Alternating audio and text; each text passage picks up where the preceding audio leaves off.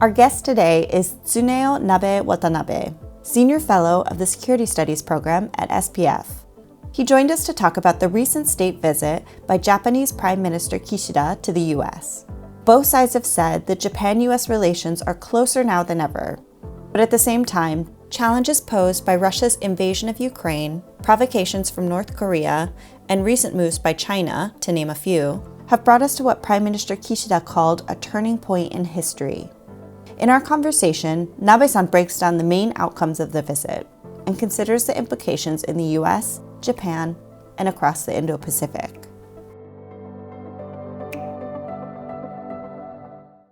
To begin with, I just wanted to get your thoughts about the outcomes of the bilateral summit itself, which kicked off this whole week of activities in DC. What were your main takeaways from the summit?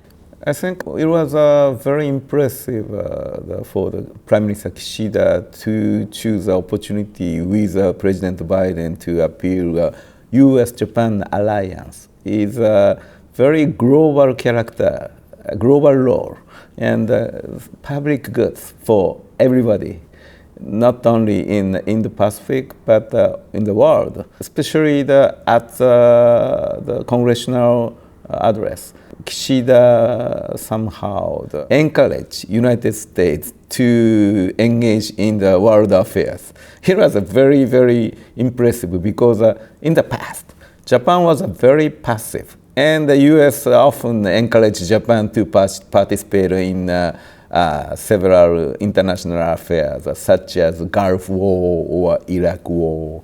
But this time, Japan is now encouraging in the U.S. to more engagement in the global affairs, especially the Indo-Pacific.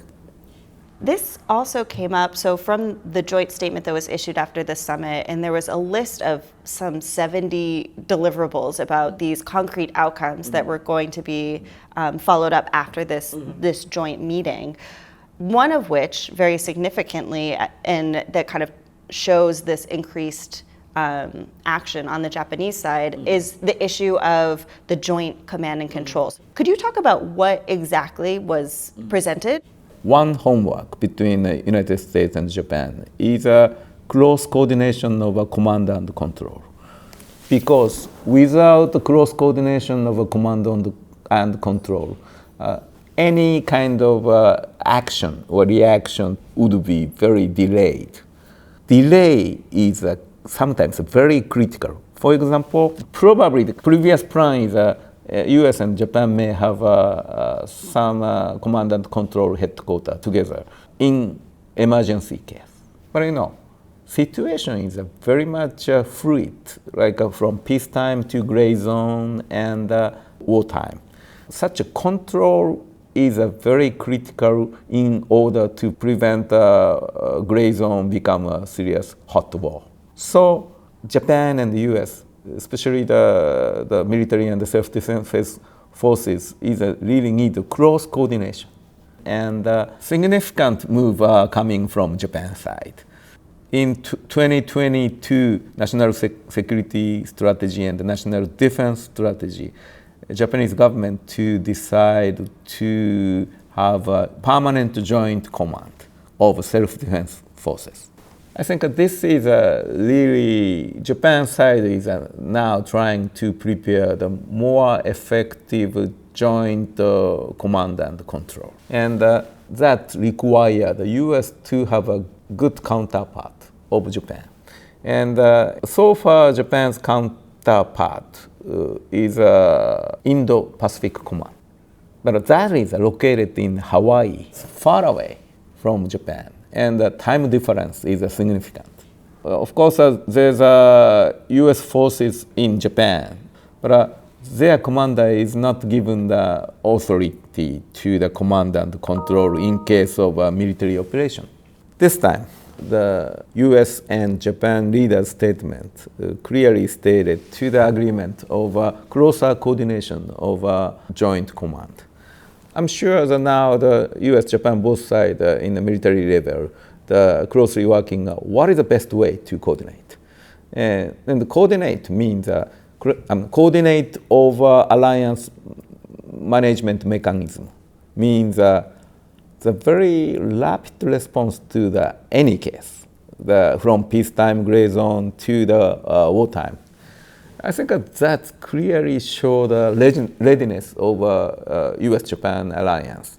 That's clearly raising a hurdle for any other country to think of any military action to change status quo in the region. I think that's very significant.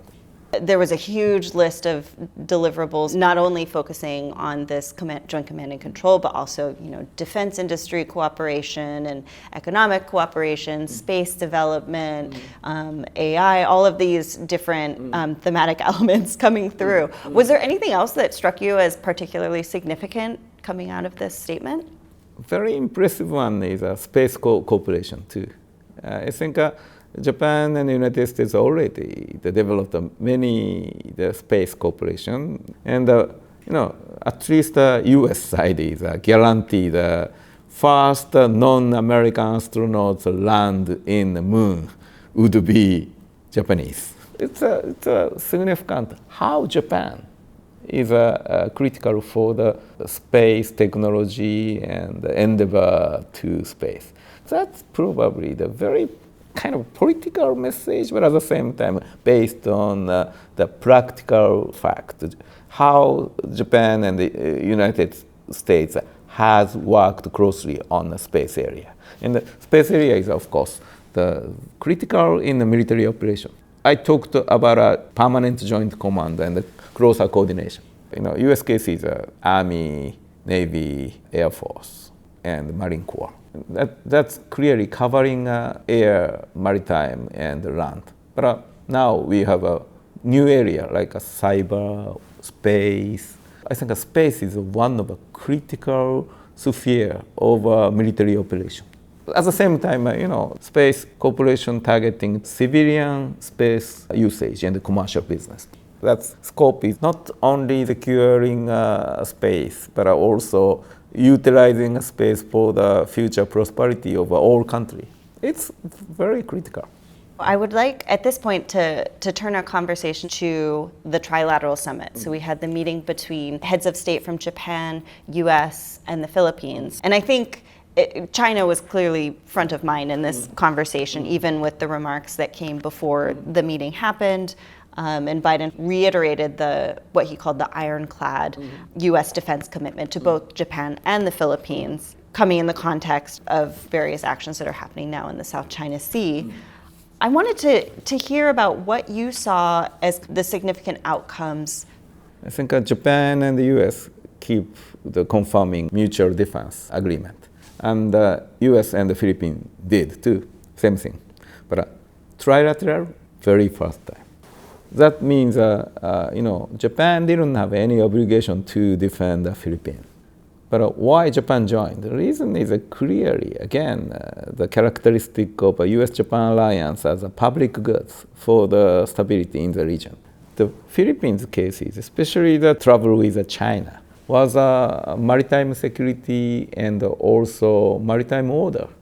I think now China is expanding their argument to the other countries, the territorial sea or exclusive economic zone as their own influence. And that's clearly against international law and common sense of public goods or safety. South China Sea is now flashpoint between U.S. and China. And many Southeast Asian countries are heavily influenced by Chinese economy. So it's very difficult for them to choose either U.S. and China. But at the same time, several Southeast Asian countries which has a territorial conflict with China want U.S. to engage in. And the U.S. continue to have a presence in South China Sea, East China Sea, and also doing a FON-OP, the freedom of navigation operation. This step up or trilateral agreement is Japan also somehow assisting such kind of activity. Very recently, Japan and the United States and the Philippine Navy had a joint exercise in the South China Sea. Again, this is not for just defending Philippines' sovereignty, but maritime order in the South China Sea. Practically, not so easy for Japan to expand too much the operation in the South China Sea. But at the same time, Japan can help U.S. And also Japan can help Philippines. I think that is one step, but a very good message to the country surrounding South China Sea and also other Southeast Asian countries. I wanted to hear if you had any thoughts about what significance that type of partnership would have or how that might build in the regional architecture writ large. The regional cooperation is very critical too. And now in the Indo-Pacific area, I think the so-called hub and spoke system, that's U.S. bilateral alliances, like U.S.-Japan and the U.S.-Korea, U.S.-Philippines, and the U.S.-Australia. For example, now the Japan and the Philippines are having an agreement, so-called RAA, Reciprocal Access Agreement. Japan already had a RAA with Australia and UK. That's clearly some agreement between U.S. allied partners. Because, for example, Japan has agreement with the United States. Self-defense forces work together with the United States military. That's treaty. But Japan don't have any agreement with the Philippines or Australia. So, no, RAA is an agreement. Now, easier for the Japanese self-defense forces working closely with the Filipino military. That is a kind of a networking of hub and spoke. That's ongoing. And very recent significant result is an agreement of Japan, U.S., Philippines trilateral summit. This theme of global leadership and that Japan is standing alongside the U.S. in this global leadership role came up as a major theme in the remarks that Prime Minister Kishida gave to the joint session of Congress earlier as well. What do you see as kind of the takeaway from that idea that was presented in the remarks? Prime Minister Kishida understands U.S. leadership is still critical and now somehow inward looking, but U.S. may be coming back. But Kishida is a kind of catalyst, the opportunity to accelerate the U.S. coming back to the global leadership. Then again, U.S. is still very critical, prominent leader, but mindset is not there. But Kishida really wanted to kind of facilitate to encourage U.S. to come back to leadership. And actually, it's too late if U.S. is completely out of world affairs. For example, Russia controls Ukraine and China controls Indo-Pacific. And the U.S. decided, come back. We need to come back.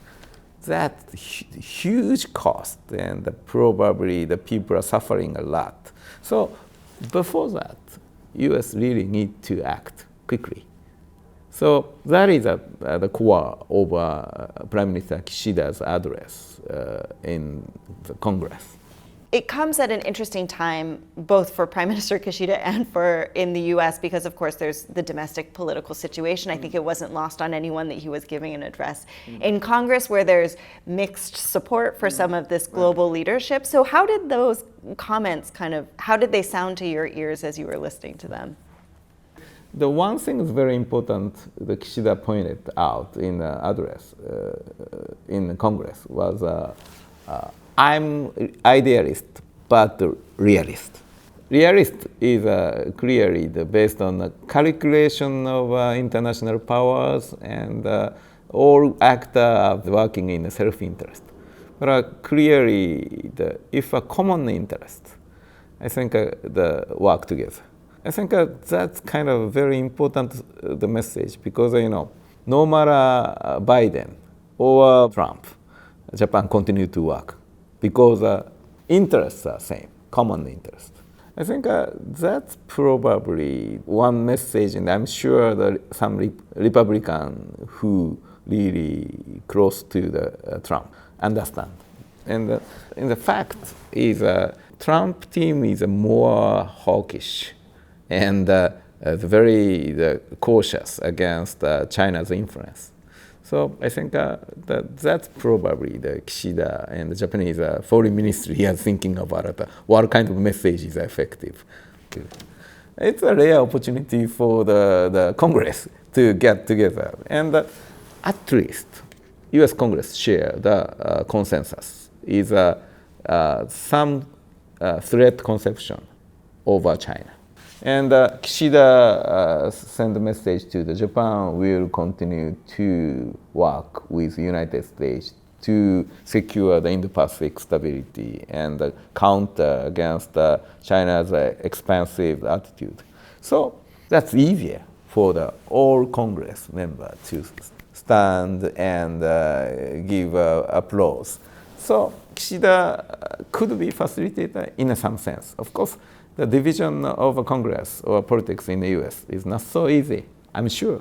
And Kishida himself has a trouble in the domestic. The Kishida joked in Japan, I never had such good applause. And everybody laughed because their politicians, they know. I think one thing, the mutual interest of Japan and the United States is clear. That's a status quo, or the saving regional or global order, because result is clear. The number one GDP is U.S. and the second one is China. Japan is third. But clearly the U.S., China, and Japan somehow were benefited by the current global order and economic system. And who created and who maintained such order? United States. That's clear. And China may seem too challenging to the U.S. But if China challenged, China is ready to create another system? I don't think so. In the joint statement, clearly U.S., Japan confirmed the importance of continue to communicate with China. That's very important. I think total U.S.-Japan statement and Kishida's address was very well balanced and very political in some sense. But that's good rather than just theoretical and just idea. Practical way we can defend our own interests. I think the current the situation is very, very difficult. Domestic politics, very difficult. Regional conflict, very serious. And the global order, maybe in jeopardy. However, the hope is like-minded countries really, really try to maintain or fix. I think current U.S.-Japan summit is like that. It's not only one, but kind of a good hope for the future. That was our conversation with Tsuneo Watanabe, Senior Fellow of the Security Studies Program at SPF. You can read more of his analysis on the SPF website and on SPF's INA website, or International Information Network Analysis. You can find the links in the show notes. Thanks for joining us for this episode of SPF Worldviews. We'll see you next time.